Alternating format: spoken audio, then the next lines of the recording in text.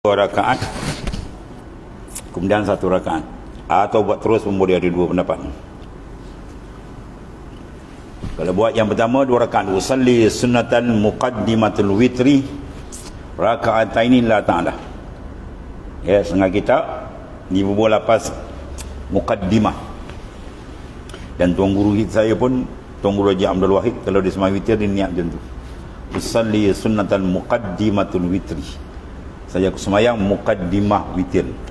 Sebab witir tu tunggal. Jadi kita buat dua tu tak nampak tunggal. Ya, jadi disebut muqaddimah, permulaan witir. Kemudian barulah kita buat satu rakaat. Itu setengah-setengah kita Arab dibaham macam tu. Sebab witir tu satu, tiga, ganjil. Bila kita buat dua, kita kata witir, nampaknya tak ada mutabakah. Tak ada sejajar lapas dengan yang kita buat. Kita buat dua, kita buat witir niat, tapi buat dua. Jadi kita buat muqaddimah. Usalli muqaddimatul witri. Saja aku sembahyang muqaddimah witir dua rakaat. Kemudian baru satu rakaat. Ya.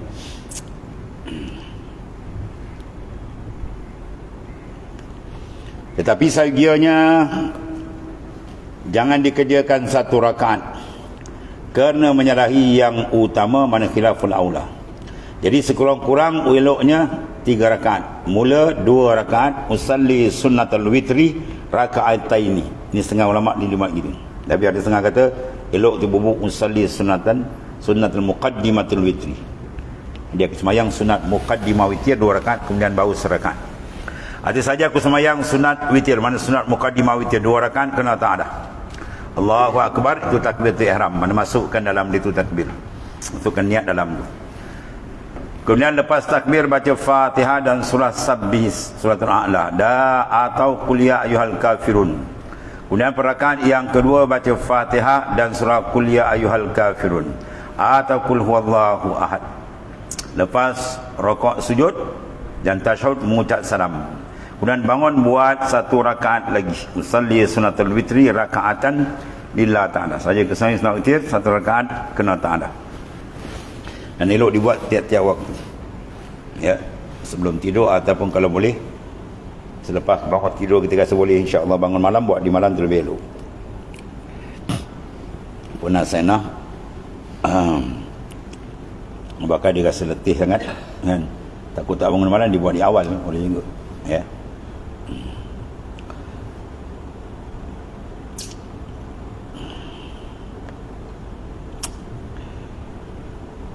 Kemudian baca Fatihah dan baca sebarang surah, bacalah, tak apa, mana-mana boleh. Setengah-setengah kitab masyhur lepas Fatihah baca surah Qul huwallahu ahad, Qul a'udzu birabbil falaq dan Qul a'udzu bin nas. Setelah itu rakaat sujud, tasyahud dan salam. Kemudian yang lebih elok lagi dibuat 5 rakaat atau 7 atau 9 rakaat sehingga 11 rakaat sahaja. Mana yang banyak itulah yang lebih elok. Jika dikerjakan lebih daripada 11 tidak sah. Ya, witir sebanyak-banyak 11. Sebab tidak ada 2 witir dalam hadis. Nabi kata la witrani fil lailah. Tidak ada 2 witir dalam satu malam. Setengah-setengah disilap faham, maknanya sembahyang witir sembahyang penutup dia. Dan sembahyang witir tak boleh sembahyang lain, itu silap faham. Sebenarnya hadis itu la witran, tidak ada 2 witir dalam satu malam. Mana kalau dia dah buat sebelum tidur tu tamam, yang paling sempurna 11. Dia kan dia bangun tak payah buat witir lagi, sembahyang lain. Ya, tapi kalau dia dah buat witir tapi belum 11, 9 ke 5 ke 3 ke, ada 2 pendapat. Pendapat pertama katakan dah buat tak payah buat lagi. Tapi pendapat kedua kata boleh sambung. Dia buat tak habis 11 kan, 5. Kan dibangun dia sembahyang satu, niat sambung tadi. Kemudian buat balik, tutup dengan ganjil balik. Ya, sebanyak-banyak 11 habis. Dan lagi dikerjakan witir itu bercerai, rakaat yang akhir daripada yang dahulunya lebih baik daripada berhubung dengan sekaligus. Dia boleh buat 2 tu, 2 kemudian 1, ataupun buat sekaligus 3 terus pun boleh juga. Bila dua-dua boleh, satu persoalan lagi, mana lebih aula. Dia pekah macam tu. Bila ada 2, dia akan tanya satu soalan lagi, mana lebih baik. Yang lebih aula dibuat cerai. Yang maknanya 2, 1 atau 2, kemudian ujung ditutup dengan 1. Dan sembahyang lain elok malam 2, Ya, salatul lail masna masna. Tu dalam hadis Nabi kata sembahyang malam ni elok dua-dua. 2 rakaat salam, 2 rakaat salam. Itu tak elok.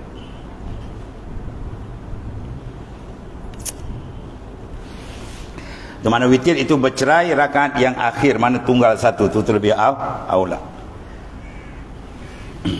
Kemudian diperbuat 2 rakaat, 1 takbir dan 1 salam. Lalu kitab kan dia panggil 1 salam, 1 takbir, 1 salam, 2 rakaat 1 salam, 4 rakaat 1 salam. Sedangkan salam ada 2 kan. Kalau tanya kenapa pula 1 salam, sembahyang ada 2. Tak dikir yang wajib. Sembahyang yang wajib salam yang pertama. Mana kalau seorang tu salam tu dibangun, sembahyang dia sah dah. Salam kedua tu hukum dia apa? Sunat hay'ah qauliyah. Jadi perbuat 2 rakaat 1 takbir, 2 rakaat ya, 2 rakaat 2 rakaat 1 salam. Lebih baik daripada perbuat 10 rakaat terus. Jadi sembahyang sunat witir 10 rakaat terus, lepas tu buat 1 11. Tu boleh tapi kurang sikit. Dan 1 salam, kemudian 1 rakaat 1 takbir dan 1 salam bersendiri. Itu pun boleh, tapi yang lebih baik dia buat 2 ya, sampai maknanya yang akhir tu buat 1. Itu lebih baiklah. Kemudian waktu sembahyang witir itu ialah antara sembahyang isyak, mana lepas sembahyang isyak hingga naik fajar. Mana sembahyang waktu dia lepas isyak. Tidak boleh sembahyang witir selepas maghrib. Boleh sembahyang witir lepas isyak walaupun dalam waktu maghrib. Boleh. Pula sembahyang lepas isyak pergi waktu maghrib. Jamak. Dia musafir, dia jamak takdim kan, dalam waktu maghrib tu sembahyang maghrib betul sembahyang isyak, dah sembahyang isyak dah, tapi dalam waktu maghrib maka boleh tak? Boleh, sebab kedudukan dia selepas isyak. Jadi maknanya boleh dia sembahyang lepas isyak walaupun dalam waktu maghrib. Orang dia pening ni apa macam keling nak cakap lepas isyak bila dalam waktu maghrib, sembahyang jamak takdim, dia duduk dalam waktu maghrib kan. Tu habis. Itu sebab waktu dia lah. Mana lepas sembahyang isyak hingga naik fajar, mana fajar sadiq, mana sebelum subuh lah. Sebelum subuh tu ada lagi waktu witir. Maka jika dikerjakan sebelum sembahyang isyak sekalipun, jika dikerjakan sebelum sembahyang isyak sekalipun, sudah masuk waktu isyak, tidak sah sembahyangnya. Tengok, dia kedudukan mesti lepas sembahyang isyak, bukan dalam waktu isyak. Jadi sini dia tak kira waktu. Dia tak kira waktu maghrib ke waktu isyak. Syarat dia lepas sembahyang isyak. Bermakna kalau dia sembahyang dalam waktu maghrib tapi selepas sembahyang isyak dia buat jamak takdim, sah. Tapi kalau dia buat dalam waktu isyak pukul 10 malam tapi isyak tak sembahyang lagi, dia sembahyang witir dulu, tak sah sembahyang dia. Ya, dia kena sembahyang isyak dahulu. Itu maksud dia. Kemudian tidak sunat berjamaah sembahyang witir yang dikerjakan tiap-tiap malam, tetapi sunat dikerjakan berjamaah witir pada bulan Ramadan. Itu saja yang dilakukan oleh Nabi SAW. Bulan Ramadan sunat jemaah. Kalau sembahyang witir tiap malam ni buat sembahyang seorang. Kemudian tambah doa kunut pada 16 Ramadan hingga akhir bulan. Ini mazhab Syafi'i. 15 malam 16. 16 makna kita kira daripada terbenam matahari dah masuk malam 16 lah. Kalau malam nisfu Sya'ban tu 14 malam 15. Ya. Kalau sini ni dipanggil nisfu Sani. Ya, makna sebahagian yang kedua. Bahagian pertama tu 15. Malam 16 tu start buat witir, buat kunut. Mazhab Syafi'i. Kalau mazhab Imam Malik, ya, daripada awal Ramadan dah boleh kunut. Di bantai awal Ramadan lagi dah. Malam pertama dah kunut dah. Itu mazhab Malik. Dan sunat duha, di antara lagi sunat duha ialah sembahyang sunat selepas naik matahari anggaran 7 kaki dari kaki langit pada pandangan mata. Bukan hakiki. Kalau hakiki matahari bergerak gimu batu. Ya, benda pandangan zahir nampak lebih kurang 7 kaki tu bolehlah. Afdal lebih kurang ke 10 tu lebih afdal. Ya, sembahyang duha banyak kelebihan dia. Di antara murah rezeki. Tu orang kampung suka dengar. Murah rezeki, masya-Allah. Rajin sembahyang murah rezeki. Itu dia panggil kanak-kanak. Orang sembahyang kena nak murah rezeki, tu panggil kanak-kanak, tufuliyah, kebudak-budakan dalam ibadat. Ahlillah dia tak pandang benda tu. Habis tu dalam hadis cerita murah rezeki, kena faham maksud hadis. Bila dalam hadis-hadis menceritakan fadailul a'mal, kalau nak tahu fadailul amal, buka buku tabligh, banyak dalam tu. Semua ada fadilat amal, semua ada. Puasa, sembahyang semua ada. Itu hadis-hadis sahih Nabi bawa. Apa maksud dia? Maksud dia bila dalam amalan itu disebutkan oleh baginda salam akan kelebihan, bermakna amalan itu sangat diredai Allah. Tu duduk kena baca macam tu. Jadi yang kita cari apa? Redha Allah. Bukan cari pahala amal, kita cari redha Allah. Dalil Quran, wa ridwanum minallahi akbar. Redha dari Tuhan itu yang paling besar sekali. Ya. Ibadat nak pahala boleh, tapi kuranglah. Yang paling tinggi dia cari keridaan Tuhan. Tidak ada benda yang paling besar dalam kehidupan insan ialah mardatillah. Siapa dapat redha Tuhan, dia dapat segala-gala, dia selamat. Siapa tak dapat redha Tuhan, dia tak dapat segala-galanya. Gagal hidup dia. Man wajadallahu wajada kulla syai' wa man faqadallahu faqada kulla syai'. Siapa dapat Allah Taala, dia dapat segala-gala. Siapa tak dapat Allah Taala, dia tak dapat segala-gala. Mana siapa dapat redha dia, dapat segala-gala. Tak dapat redha dia, tak dapat segala. Maka di mana redha duduk? Duduk di mana redha? Dalam mengerjakan ketaatan. Di dalam ketaatan dia selitkan redha. Jadi bila kita buat taat ibadat tadi, kita pandang dalam tu, redha tu yang penting. Ya, ruh dia ialah redha daripada Taala. Habis. Dan surah Kahfi kalau kita lihat kan, man kana yarju liqa rabbi falyamal amalan salihah. Kemudian wala yusyrik bi ibadati rabbih ahada. Ahada isi nakirah. Ya. Maknanya siapa yang nak liqa dengan Allah Taala, nak dia beramal salih, kemudian jangan dia sekutukan amal dengan suatu apa pun. Jangan dia niatkan amal dia kena nak jauh neraka, jangan dia niat amal dia kena nak syurga, jangan. Niat dia betul-betul lillah. Itu yang paling besar kan. Dan lafaz pun dalam fiqh apa dia tulis apa? Lillah, usalli lillah. Nawaitu samagadin lillah, hajj wal umrah lillah. Dia tak kata lil jannatil firdaus, mana ada. Ya. Habis.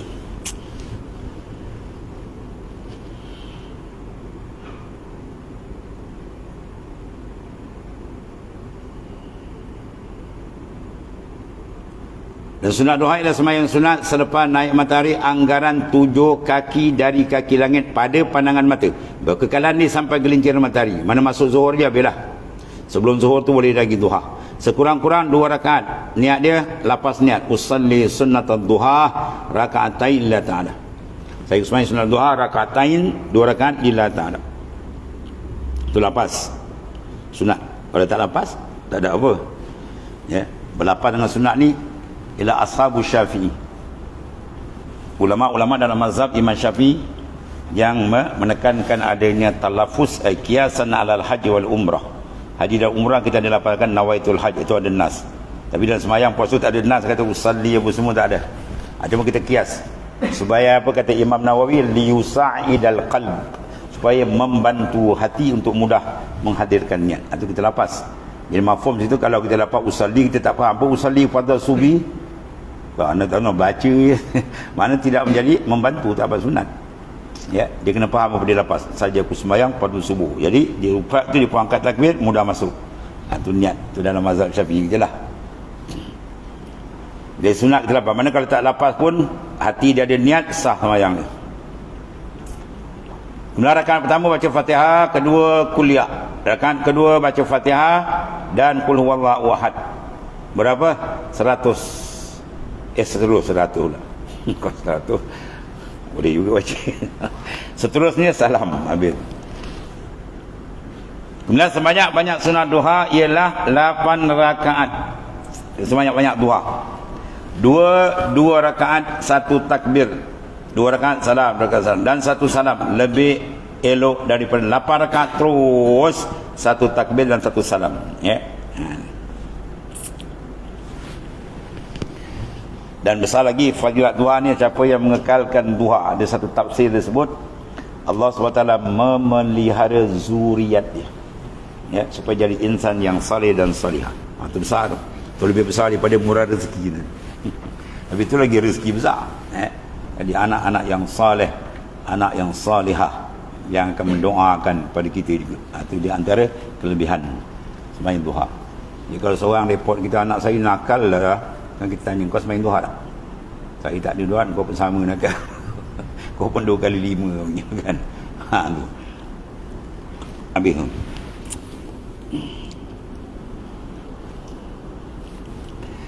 Kemudian tahiyatul masjid.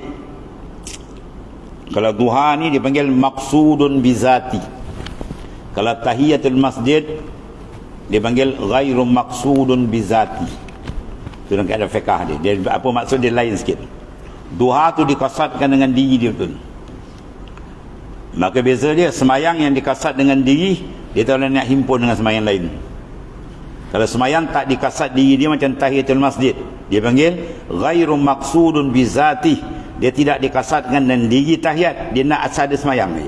Macam tu kita boleh cantum. Kita datang Jumaat lewat, tu imam dah nak semayang kan. Ya. Jadi kita nak semayang qabliyah dengan maknanya tahiyatul masjid 2 ni kan takut tak sempat. Adik kita kumpul balik. Usalli sunnatan tahiyatul masjid ma'ah qablatul Jumaah. Atau usalli sunnatan qabla Jumaah ma'ah tahiyatul masjid. Boleh. Tu. Macam puasa apa? Puasa 6. Itu pun ghairu maqsudun bizati. Yang tidak dikasadkan dengan diri dia. Bermakna asal dia puasa je. Maka macam tu dia boleh join, boleh cantum. Dia sepantungan puasa qada. Saja aku puasa qada serta sunat Syawal. Itu boleh. Apabila seorang masuk masjid atau tempat-tempat yang diwakafkan untuk sembahyang seperti surau, hanya ada pendapat mengatakan boleh, dia disunatkan bagi sembahyang, dinamakan sembahyang sunat tahiyatul masjid. Setengah ulama surau dia tak bagi. Dia nak masjid jami', masjid yang diniatkan masjid. Sebab masjid ada 2, satu makna lughawi, satu makna istilahi. Kalau istilah, masjid yang diwakafkan untuk sembahyang Jumaat. Ya, buat salat Jumaat. Itu dipanggil masjid yang dibolehkan tahiyah atau diniatkan masjid. Ya, diniatkan masjid boleh juga. Tak buat sembahyang Jumaat, tapi diniat masjid. Anak ada masa mengaji dulu kan, orang cuti kita tak balik, kita habiskan kitab khatam dekat seorang tuan guru, Tuan Haji Rashid di Pasir Mas. Tempat di dalam pendalaman, nama tempat di Danau Toba. Nak masuk tempat tu kan tanah merah ni, jauh. Jadi nak pergi masjid luar, buat khatam kitab biasa bulan Ramadan. Jadi nak semayang kat luar tu payah, nak pergi jauh. Jadi balasah dia atau madrasah ini, orang kampung pakat niatkan masjid. Separuh dia niat masjid, separuh kekal madrasah surau. Jadi kalau ada orang perempuan yang uzur, boleh duduk belakang. Yang setengah tu ke depan, kita orang kampung pakat-pakat niat masjid, maka boleh niat apa? I'tikaf, boleh kita niat sembahyang tahiyatul masjid. Bergantung pada niat orang kampung. Ramai-ramai pakat niat depan kita niat masjid separuh, boleh jadi masjid. Ya. Belakang tak masjid tak apalah. Orang tak ada apa, uzur pun boleh. Ya, dia nak gulung kot daun boleh. Orang tu dulu gulung kot daun. Yang gulung dalam masjid tu lah kan gulung kot belakang. Orang tu kampung lah macam-macam. Jadi maknanya dia boleh niat tu. Tu bergantung pada niat ramai. Kita niatkan ramai jadi masjid. Cuma nak panjang Jumaat, dia tak buat Jumaat lah. Sekadar untuk ambil fadilat tahiyatul masjid dan niat iktikaf. Ada setengah-setengah tunggu kita orang Arab-Arab dulu yang kayu-kayu besar kan, rumah dia tu tengah tu niat masjid ada juga. Rumah tepi tu dibuat khas macam surau tapi diniatkan masjid. Jadi masjid tu masjid dengan niat boleh i'tikaf. Kalau masjid lughawi agak kira dalam rumah kita pun masjid dia punya ismu makan dari kalimah sajadah, yasjudu sujudan. Masjid maknanya mahalus sujud, tempat sujud. Di tempat sujud nama masjid lah. Ya, kat mana kita sujud tu tempat sujud dipanggil masjid pada luar. Ada istilah yang kita niat. Disunatkan bagi seorang dinamakan sembahyang sunat tahiyatul masjid. Ya, surau tu diniatkan masjid. Boleh dah. Sebelum ia duduk dalamnya, mana sembahyang tu sebelum duduk. Kalau dia dah duduk, habislah waktu dia. Kalau tak duduk, dia berdiri lama mana pun tak habis waktu dia, boleh lagi sembahyang. Ni ada usalli sunatan tahiyatul masjid raka'atain lillahi ta'ala. saja aku sembahyang sunat tahiyatul masjid 2 rakaat kerana Allah SWT, Allahu Akbar, itu takbiratul ihram ni maksudnya. Rakaat pertama baca Fatihah, kedua kuliah, rakaat kedua baca Fatihah dan kul huwallahu ahad. Ya, seterusnya salam. Kemudian sembahyang sunat tahiyatul masjid ini boleh masuk dalam sembahyang yang ni. Tengok tu. Sembahyang sunat tahiyatul masjid dia boleh masuk dalam sembahyang lain. Mana boleh niat sekali. Ya. Usalli sunatan tahiyatul masjid ma'ah itulah yang dah boleh masuk qabliyah atau ma'ad duha ke yang boleh masuk kan. Sama ada fardhu sunat. Tahiyatul masjid ni dia boleh masuk dalam sembahyang lain, sama ada sembahyang fardu atau sembahyang sunat. Di atas Jumaat orang rakamat usalli fardhu Jumaat ma'a tahiyatul masjid ma'muman la ta'ala boleh. Maka dapatlah fadilat tahiyatul masjid. Sama ada diniatkan masuknya atau tidak, cuma jangan napi. Masuk juga. Dia iddikhal, dia termasuk. Jika dinapikan, dia tak dapat tahiyatul masjid lah. Saja aku semayang fardu Jumaat, tahiyatul masjid tak nak. Dia bodoh. Kan? Tahiyatul masjid tak nak. Anak semayang berjumaat ni. Itu pelik niat tu kan. Sungguhnya demikian tidak dituntut semayang tahiyatul masjid lagi.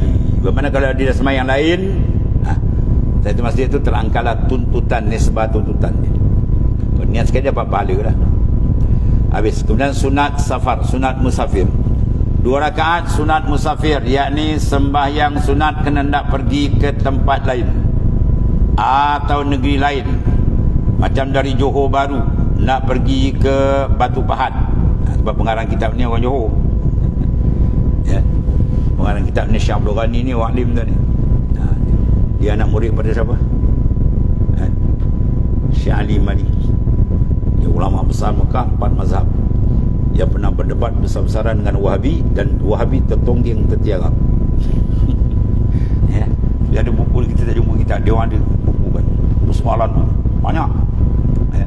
Zaman tuan guru saya, Tuan Mujashir dengan dia apa? Haji Mustafa Haji Mekah. Buat bahasa besar-besaran. Dan segala masalah yang dibuka oleh semua bapak Wahabi, bapak dia pengikut-pengikut gerabak-gerabak dia semua dah dijawab dalam. Ya, tunjuk buku tu dia tak payah dekat ni buku ni dia. Siap jawab, clear. Habis bantai habis. Syekh Ali Maliki, ulama alim 4 mazhab. Ini di antara murid Syekh Abdul Ghani, alim.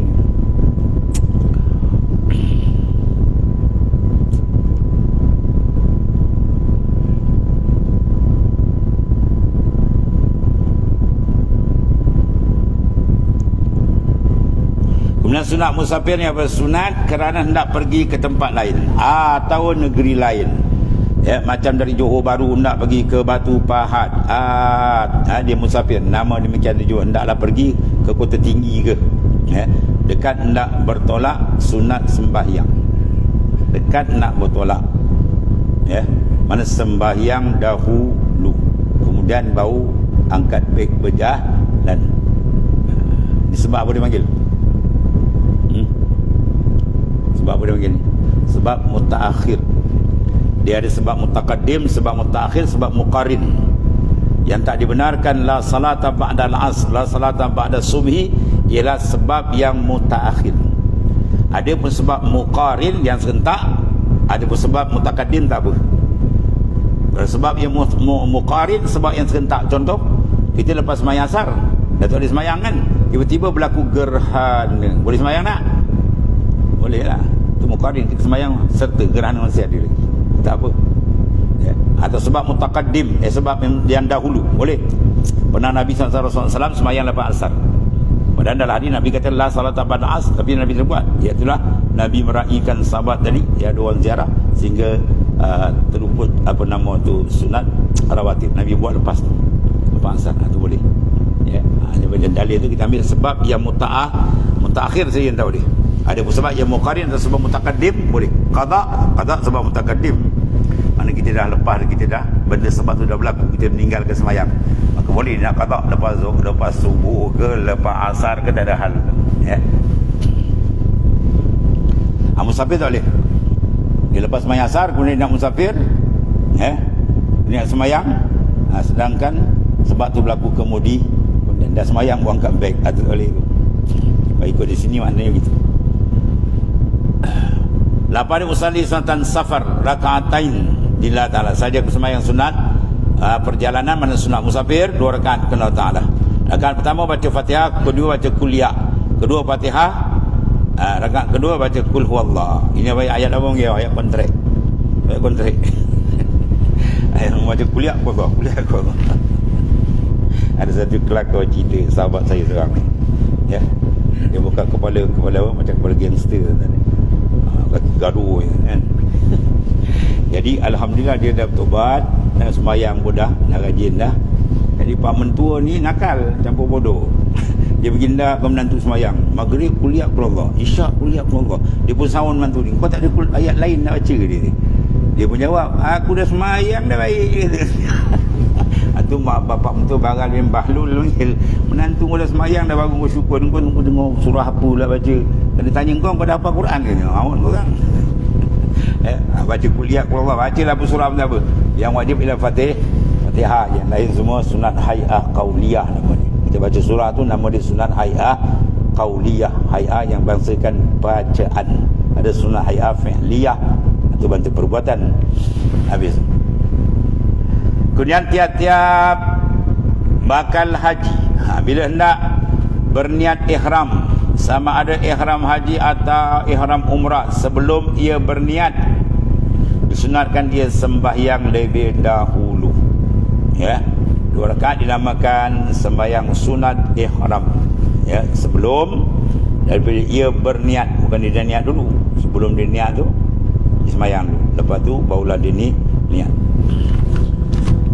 Usalli sunatan ihram, usalli sunnatal ihram rakaatain lillah ta'ala. Saja aku sembahyang sunat ihram 2 rakaat kerana Allah SWT. Habis. Itu di antara sembahyang yang disunatkan bagi orang yang nak musafir. Ya. Habis. Guna sunat istikharah. Sinta dipanggil sinta ditalab. Istighfar. Apa makna istighfar? Talabul maghfirah. Istikharah mana apa? Talabut takhir. Kita meminta akan pilihan daripada Ta'ala. Lepas tu kalau semua istihara dah dapat tanda dah cantik dah, jangan tak ikut. Tak ikut, jaga. Ada ke makna kena macam-macam orang tak nak pergi balu lah. Yang kita dah minta pilih, tuan dah pilih kan ikut. Bagi orang yang minta petunjuk, pilih satu daripada 2 hal. Dia 2 keadaan. Dia nak berniaga ke, dia nak bertani, atau 2 kerja ke, atau sebagainya lah kan. Lebih baik baginya sunat sembahyang 2 rakaat, dinamakan sunat istikharah. Atau satu perkara tapi dia terasa nak buat tidak, tu pun ya juga boleh. Benda ni tidak menyalahi dengan syarak, dan benda ni tidak ada nas yang kena tuntut. Kalau tuntut sembahyang Jumaat wajib, tak pergi sembahyang Jumaat nanti anak nak istikharah tu nak kena bangkung balik.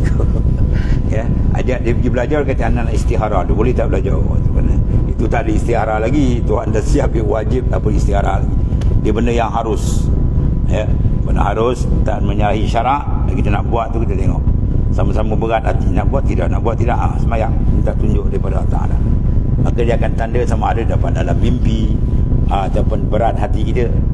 Syarat dia ketika nak buat tu jangan ada hati kita berat sebelah, kosong betul-betul. Lepas sembahyang kita tengok ke mana Tuhan gerak kan. Ataupun kadang dapat dalam mimpi.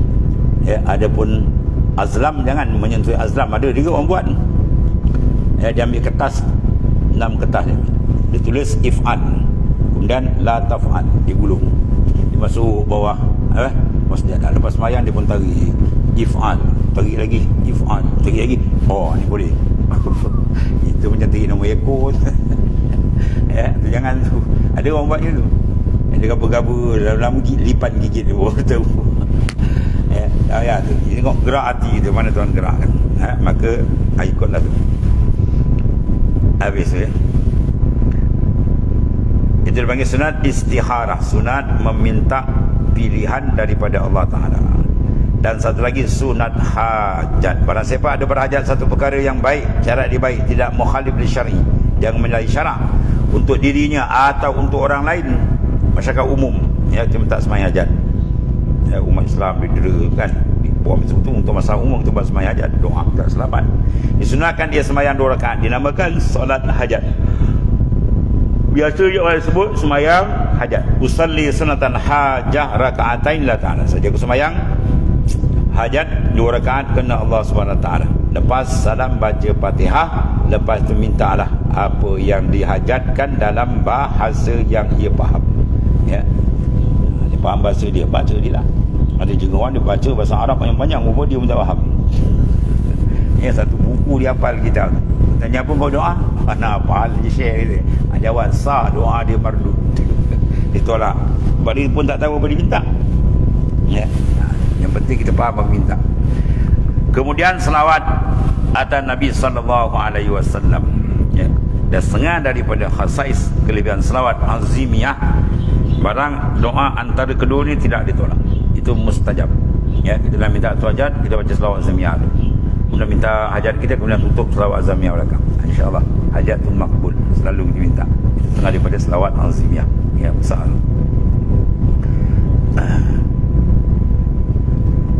Seorang ulama besar, tu ulama di apa?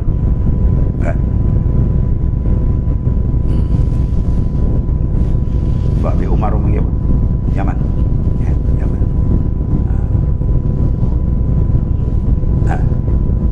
Yaman ke? Dari rumah duduk Singapura lah. Seorang ulama besar bin Salim ni. Jauh nama tu. Bin Salim. Bin Salim ni. Guru bagi Abi Umar. Dia kata kelebihan selawat azimiyah ni, satu kali kau baca je 1 million ganda dengan selawat la ilaha khairan. Besar kan? Sekali kau baca. Kata bin Salim, ulama besar ni. Itu ulama. Itu kelebihan selawat azimiyah. Ada banyak kelebihan yang ada dalam selawat azimiyah. Baca lah banyak-banyak. Selawat lain pun banyak. Yang penting baca je lah. Ya, semua selawat tu ada kelebihan masing-masing. Kemudian salatul tahajud wallahu alam.